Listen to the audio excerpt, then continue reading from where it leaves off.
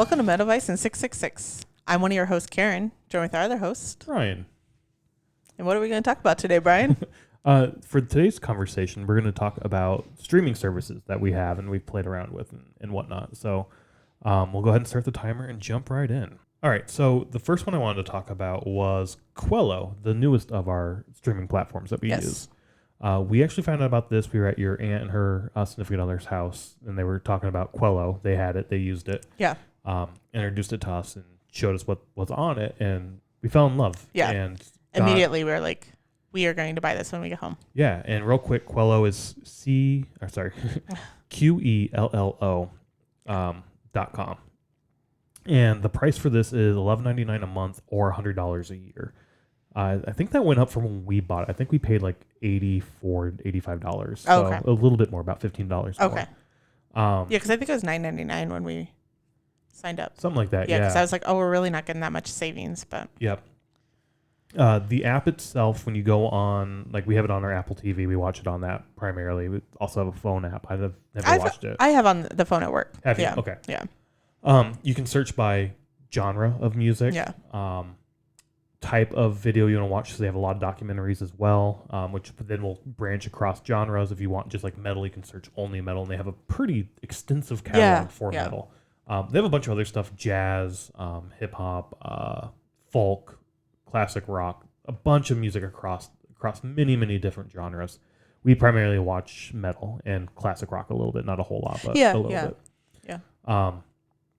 What are your thoughts on this after using it for a few months now? I like it a lot, actually.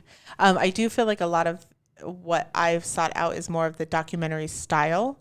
Yeah. So if I'm at work, for the one one of them that I watched at work was Whitechapel, and it's a concert but with documentary style in between.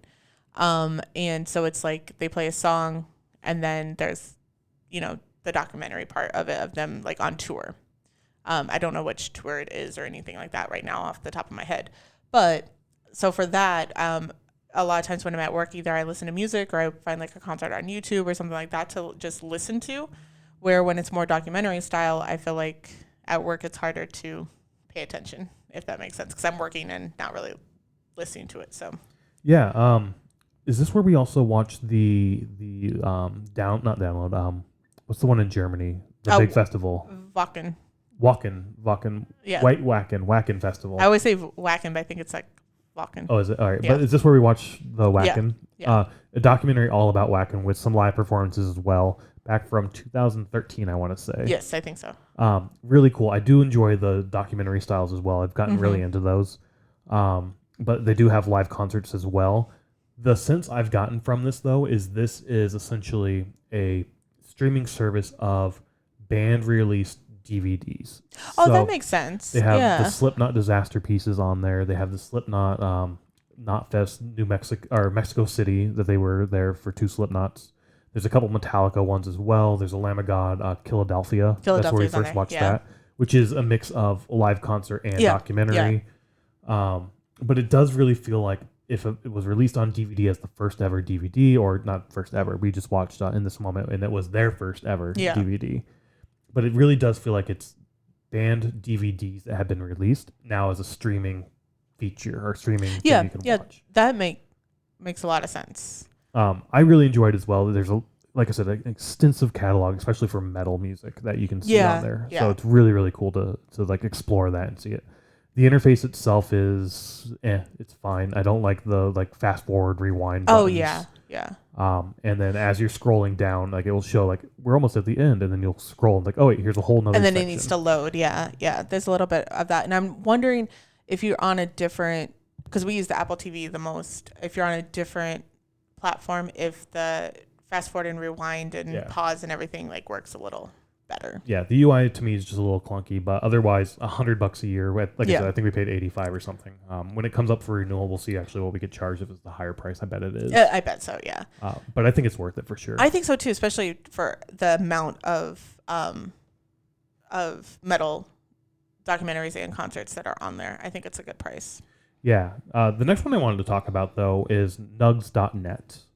This is one I found out about before Qello. I found out about this. I went to my first ever Dead and Company show with a friend at Wrigley, and your ticket got you access to the live recording of that particular show on nugs.net. You had to go in, scan your little barcode on your ticket, or like put the barcode number in to get access to it. Later on, a few years later, Metallica released, not released, it was part of like their Christmas sale or New Year's sale or something. They had a reduced price for Nugs, and it was... Oh, okay. That's how we got it, yeah. I think it was $55 for a year subscription.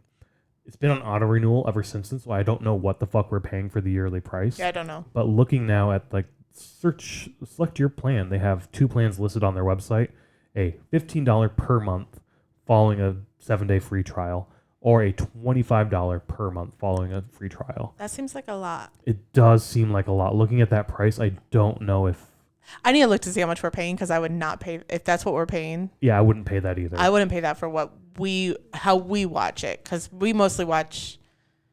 A lot of times it's just Machine Head on there, or Metallica. That's all they really have for metal. Yeah. I'll listen to Dead and Company shows from time to time. They do have the Dead and Company that you went to on They do. So that's the one difference here I wanted to bring up about Nugs and Qello that I see anyway. Nugs, at least for the Apple TV app, the streaming service where you watch concerts, this is live recorded concerts that they've recorded and streamed live, but also you have the back catalog that you can rewatch. Yeah. So you're getting the Metallica is all essentially of one run of shows. They did add a bunch of shows from the 90s. Yeah, those are kind of cool to watch. Those are a lot of fun to watch. But otherwise, all those other later shows in the 2019, 2018 time frame, they're the same. They're from the same tour, just different cities. So you're getting a lot of the same set, a lot of the same how they act and interact with the crowd. It doesn't change that whole lot. You'll get 1 or 2 different songs, but it's essentially the same Metallica set. Same with Machine Head. It's from that same tour. Yeah. You're getting the same thing. So it's really cool if you went to that show and want to watch it, or just want to see a live show as well. I do enjoy doing that. Yeah. But it does really feel like a primarily live streamed repository that you can watch. Yeah, yeah. Because I do know that real quick, but we can finish up here. Wow, that was a fast 6 minutes and 6 seconds. I do think, like, because sometimes like when you go on Nugs, it'll say like, oh, these are the next live streams coming up or whatever. But in my mind, not in my mind, it's not something that I'm interested in. So I'm wondering like if they had a bigger metal catalog, if we would use it more. So we did actually pay for one of those once for the Tenacious D. Oh, we did, yeah. They did like a get out and vote type thing, I think in 2020 or whatnot in Philadelphia. And we bought the subscription, not the subscription, but the live feed for that, and watched that live when it was going on from our couch, which was really cool to do. Yeah. If you can't make a show and you want to see an artist. And they have that all the fucking time, as you're saying. We got that performance for like 48 hours or 2 weeks after the performance to rewatch it if we wanted 48 to. hours or 2 weeks? Yeah, it's something like that. It wasn't that long. Yeah. But it's not on there anymore. So we can't go back and rewatch that stream, which is very frustrating because I would go back and watch that from time to time, but that's not on there. One other thing, though, about Nugs, it'll bring up, we primarily consume the music through the Apple TV app. Yes. They do have a web portal as well. And on that web portal, they have a lot of other musicians and artists that aren't on the live recording, that are audio only. I do wish the app would contain that audio only, so you can either watch videos or listen to the audio through the app on your TV, because we would easily just turn one on, like a live recording. Because like looking here at just the main page, they have Aerosmith, Alice in Chains. I'd throw that on, just one performance from Alice in Chains, but I'd still watch that. You want to listen to Alabama? Sure, let's check that out. Let's explore the different things. There's a lot of music on from like a solely audio perspective. But I wish that was in the app. Yeah, it's just different than what's on the Apple TV. Yeah, a little frustrating for sure. Not frustrating, just disappointing. It's just different. Yeah, it's weird that they have different interfaces for both of them. Yeah, I don't know why you couldn't. You could definitely do it. They just need to put the money in to do it. Definitely we need to check out what we're paying, because I would not go back and pay that price for this. Qello is a much reasonable price that I would definitely pay that for. Yeah.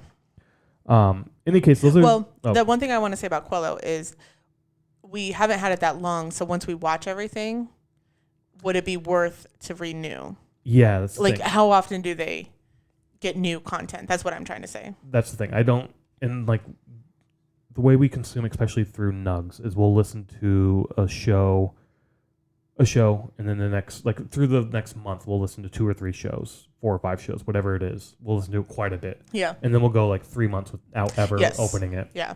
Because we're watching or listening to records, listening to Spotify, something else. Yeah.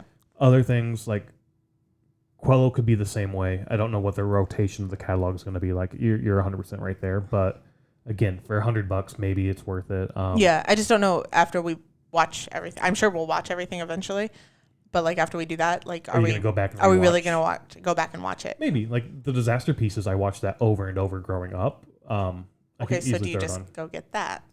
Sure, you know what I mean. Just go get That's that all one. I'm saying is like I don't know. We haven't had it that long, so I don't know how often they update their content. Fair. Those are their main streaming services for live shows. I mean, we still use other streaming services like Spotify. Spotify, that's the one I was thinking of, yeah. So there's more out there, but these two for like video content video content that you had to pay for outside of YouTube, these are the 2 we've used and played with. There's probably more out there we just don't know about, but these 2 are the ones we have, and yeah, those are our thoughts on them. Yep. Bye.